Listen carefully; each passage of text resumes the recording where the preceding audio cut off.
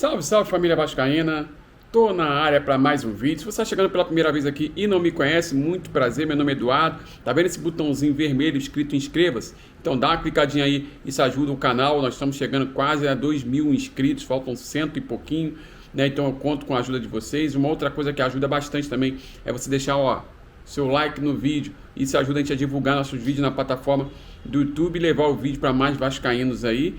Ative o sininho para toda vez que eu postar vídeo você receber as notificações e, claro, compartilhe nas suas redes sociais, que isso também é importante. Hoje é dia de falar da performance individual do meio-campo Jair. Pois é, Jair que foi contratado, foi um dos reforços da SAF, veio diretamente do Atlético Mineiro, né? Teve muito destaque lá, ganhando títulos importantes, fazendo a dupla de volante com o Alan, né?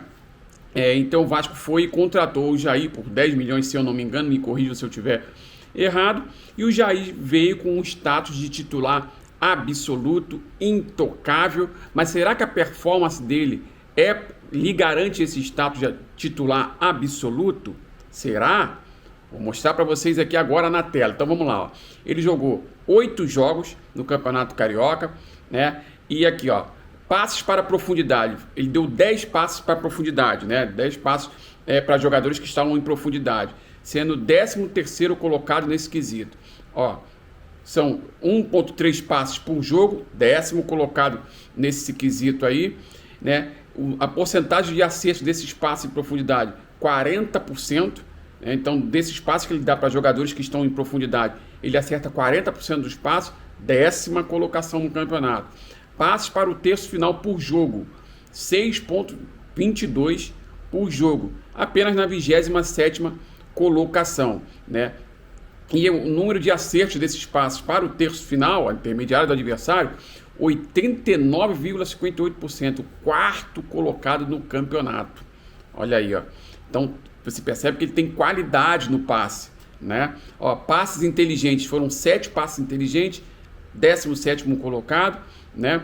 Na média aí de 0,91 passes por jogo, inteligente por jogo, que coloca o jogador em condições de marcar, né?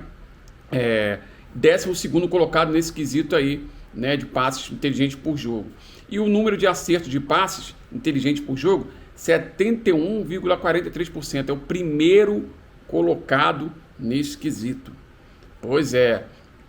Vamos para mais números aqui do Jair. Aqui, porcentagem de acertos em passes progressivos para frente, 86,36%, né? Passe longo concretizado na profundidade. Então, assim, quando ele está chegando mais à frente, que ele dá o passe, um passe para a profundidade, um passe longo, né? Não um passe curto, passe longo. Olha lá, foram 16 passes que ele deu, 5º colocado nesse quesito. Ações totais bem-sucedidas, 69,5%. Arremates à baliza, apenas 18,2% de acerto. Passes certos, 88,3% de acerto. Passes longos certos, 75,8% de acerto. Cruzamentos certos, 66,7% de acerto. Dribles com sucesso, 70,8% de acerto, né? Duelos ganhos, 57,6%. Duelos aéreos ganhos, 50%. E na posição dele, né, na posição dele no campeonato geral, ele ficou na 8ª colocação. Então vocês percebem que os números do Jair, né, principalmente na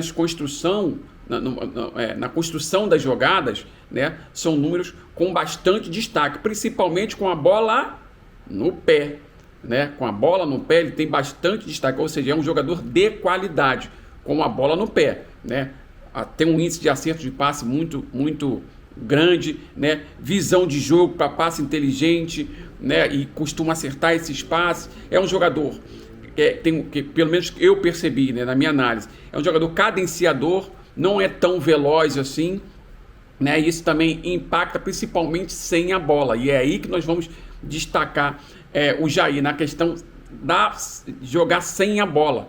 O Jair, quando o Vasco, até o clássico contra o Flamengo, na vitória contra o Flamengo, né, o Vasco jogava apenas com 2 volantes, né? Eram o Rodrigo e o Jair, com o Alex Teixeira por dentro, né? Os dois atacantes lá de campo, Eric Marques pela esquerda, Gabriel Peck pela direita e o Pedro Raul.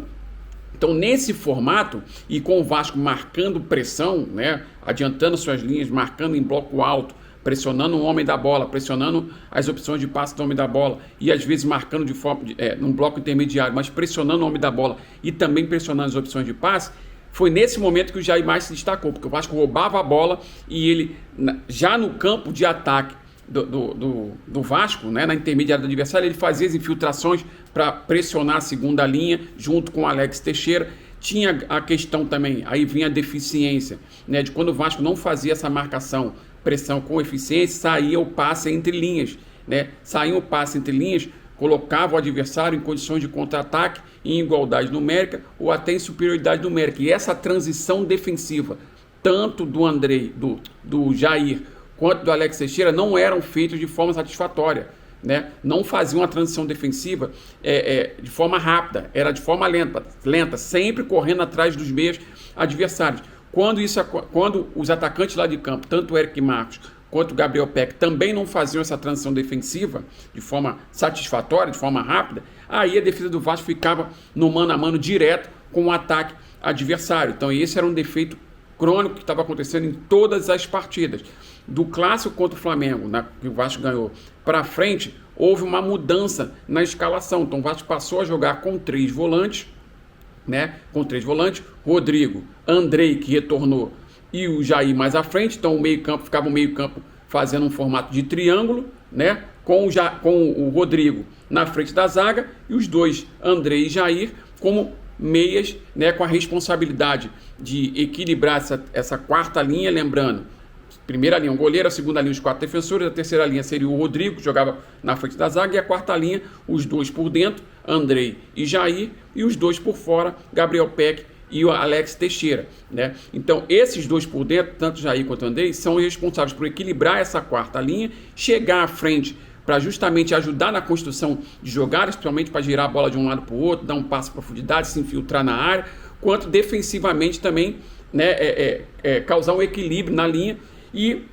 defensivamente ajudar na marcação. E é aí que tem o X da questão, porque o Vasco muda a sua forma de jogar a partir do clássico contra o Flamengo, dando a posse de bola para o adversário, deixando de marcar bloco alto, marcando bloco intermediário, em certos momentos até em bloco baixo, e sair no contra-ataque. E aí, como mudou essa forma de jogar, isso prejudicou, né, tanto o Andrei quanto o Jair, porque o Vasco roubava a bola e fazia uma transição ofensiva rápida através de bola longa para os extremos, seja o Alex Teixeira, seja o Gabriel Peck, seja até o próprio Galarza, que jogou no lugar do Rodrigo, né? No Rodrigo, quando o Andrei foi puxado para primeiro volante, já Galarza e o Jair saíam essas bolas longas para o Galarza pela esquerda também. Só que a partir do momento que você opta por fazer uma transição ofensiva, né, de forma rápida, através de ligação direta, se o seu ataque, os atacantes lá de campo, ou o Alex Teixeira, ou o Gabriel Peck, ou até o próprio Pedro Raul, não segurar essa bola lá no ataque, não dá tempo para o seu time sair lá de trás e, consequentemente, as linhas se aproximarem, né, para até dar opção de passe para o homem da bola e nisso ter interações de passe no terço final ali. Quando não se consegue prender a bola, né, perde-se a bola muito rápido, o adversário volta a ter a posse de bola e esses 2 jogadores por dentro eles ficam correndo o tempo todo sem a bola, né? Eles não conseguem se aproximar dos atacantes, né, para poder dar a opção de passe. Por quê? Porque perde-se a bola muito rápido, até eles saírem lá de trás para encostar, né? Não conseguem porque são lentos nesse sentido, né? E na transição defensiva, na marcação, por exemplo, né, não estavam fazendo mais aquela marcação-pressão, né? Então estavam marcando a distância sem pressionar o adversário, e com isso eram facilmente envolvidos, principalmente quando o Vasco nesse formato, quando conseguia prender a bola lá na frente, que eles encostavam, né, para tentar dar a opção de passe, né, como essa interação não saía de forma satisfatória, o Vasco perdia a bola e vinha um adversário no contra-ataque, através de passe entre linhas, né, e eles fazendo a transição defensiva lenta, né, e consequentemente não ajudando na marcação, deixando o primeiro volante exposto, que era facilmente envolvido.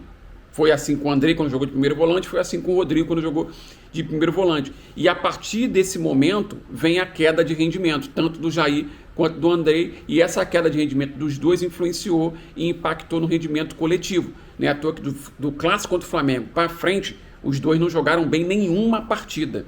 E, consequentemente, o rendimento do time caiu. Então, isso precisa ser revisto pelo treinador, nesse tempo de preparação que tem, né? Precisa ser revisto pelo treinador para o Campeonato Brasileiro.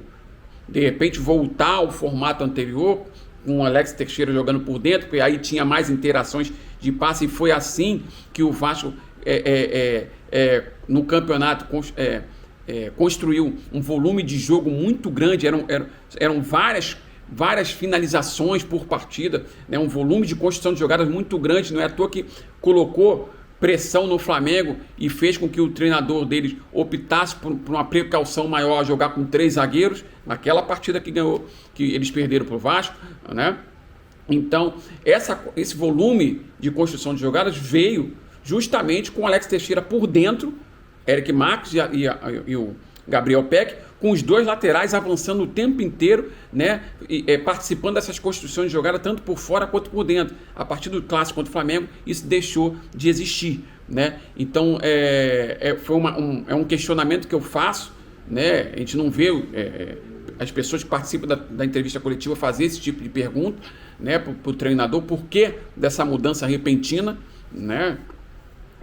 Claro que a gente entende que o Flamengo é um time pronto, o Vasco é um time em construção, né? Então, assim, uma mudança de postura para jogar contra o Flamengo, tudo bem, era até entendível, mas o Vasco jogou assim contra o Bangu, jogou assim contra o ABC e jogou assim também no amistoso agora contra o Atlético, que perdeu dentro de casa. Então é a coisa que começa a preocupar e a gente não vê esses questionamentos na entrevista coletiva ao treinador. Vamos ver se o Vasco, para o Campeonato Brasileiro, volta a aquele Vasco de um volume de construção de jogadas muito grande. Essa fica a dúvida para o torcedor. Qual vai ser o Vasco que vai chegar no Campeonato Brasileiro?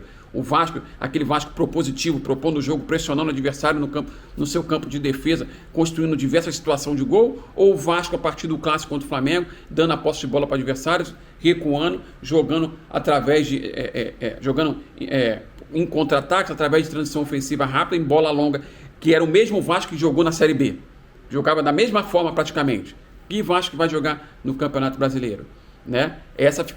Fica essa dúvida para os torcedores, e isso passa pelo rendimento dos dois por dentro, tanto Jair quanto o Andrei ou o Alex Teixeira. Vamos ver como que o Vasco vai se comportar aí ao longo do Campeonato Brasileiro. Em geral, foi um bom campeonato do Jair, oscilou em certos momentos, né? Mas você vê que ele é um jogador que tem qualidade com a bola no pé, né? Tomada de decisão, passe inteligente, né? Um índice alto de acerto de passes.